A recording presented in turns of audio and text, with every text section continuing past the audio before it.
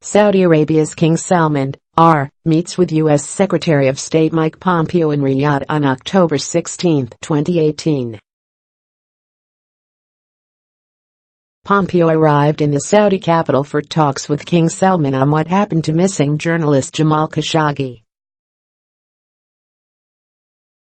Photo by LEAH MILLIS Pool AFP, Getty Images, by Jeff D. Colgan October 16 at 7:45 a.m. CNN reports that the Saudis are preparing to admit some knowledge of the suspected death of Jamal Khashoggi.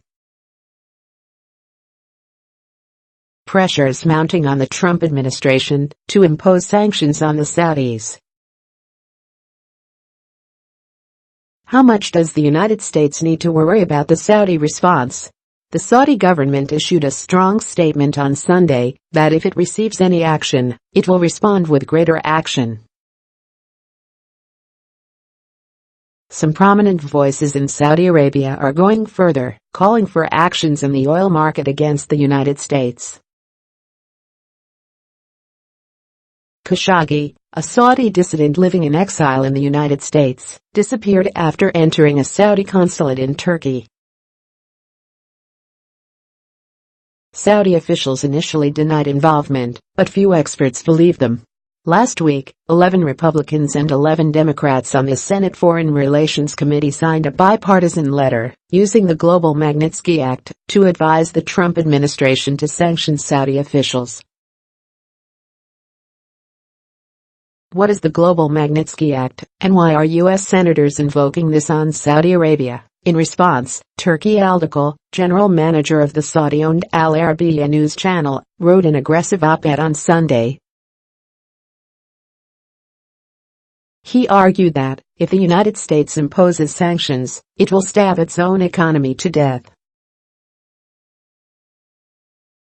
Specifically, he claimed that Saudi Arabia would cut oil production and raise the price of a barrel of oil to $100. Or $200, or even double that figure. He also implied that Saudi Arabia might price its oil in the Chinese yuan or other currency and move away from the dollar. But is an oil crisis in 2018 a viable threat? This evokes memories of the 1973 oil crisis, when a group of Middle East states refused oil sales to the United States. Gasoline shortages and higher prices followed. But Saudi Arabia's bark is worse than its bite. Here's why. Most people misunderstand the events of 1973. Price controls imposed by the Nixon administration actually created the gasoline shortages. The Saudi oil embargo decreased world oil production by just 2 to 4%, and only for a few months.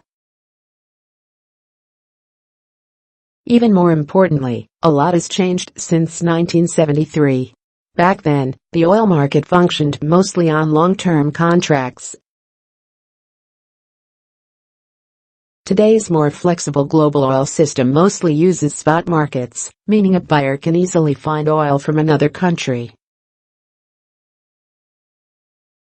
So the United States could replace its imports from Saudi Arabia relatively easily with imports from elsewhere. The United States does not even import much oil from Saudi Arabia. It currently produces domestically more than half the oil it consumes. And its biggest foreign oil supplier, by far, is Canada. Of course, getting Canada's help with oil might be harder after the Trump administration recently offended Canada by declaring its steel and aluminum a U.S. national security threat. The U.S. isn't being very neighborly. Here's what it means for Canada's foreign policy. The global market alone could probably adjust smoothly to a Saudi embargo, but there are other safeguards in place. For instance, in 1974, Secretary of State Henry Kissinger helped create the International Energy Agency. Its primary purpose is to redistribute oil in a crisis, ensuring that its members, mostly in Europe and North America, cooperate to share scarce oil. The United States also has a massive strategic petroleum reserve. It holds 3 months' worth of U.S. imports from all countries, and Saudi Arabia represents less than 10% of those imports.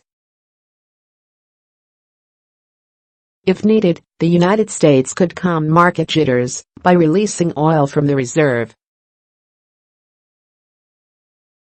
Saudi Arabia does have some market power still. Saudi Arabia could drive up the world price of oil in the short to medium term. It would have to restrict its own total oil production, not just sales to the United States. That could be costly to American consumers, although oil producers in the United States would benefit from higher oil prices. In the long term, driving up the price of oil is a bad strategy for Saudi Arabia. It encourages the other producers, including those in the United States, to produce more. Over time, that brings the price down while simultaneously eating into Saudi Arabia's market share.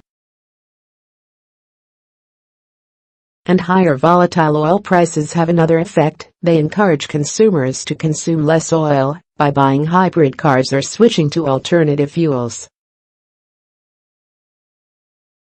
For those reasons, Saudi Arabia has often argued against higher oil prices at the Organization of Petroleum Exporting Countries, OPEC. A Saudi production cut or an embargo could also affect market psychology, driving up prices as buyers fear supply constraints. So far, however, global oil markets remain calm.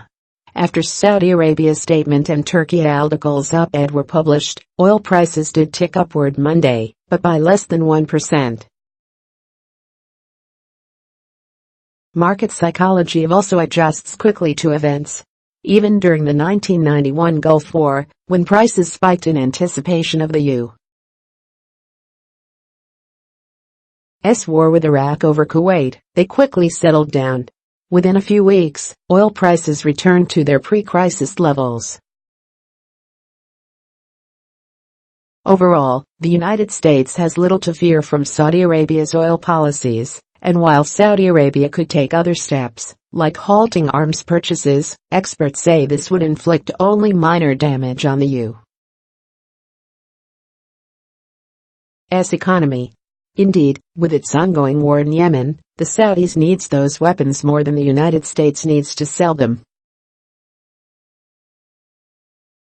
While it won't be easy to resolve Yemen's many wars, that is true of the broader relationship.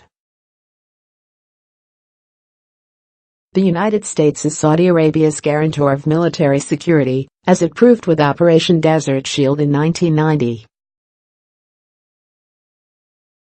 The Saudis have no viable alternative for that protection. Neither Russia nor China is yet capable.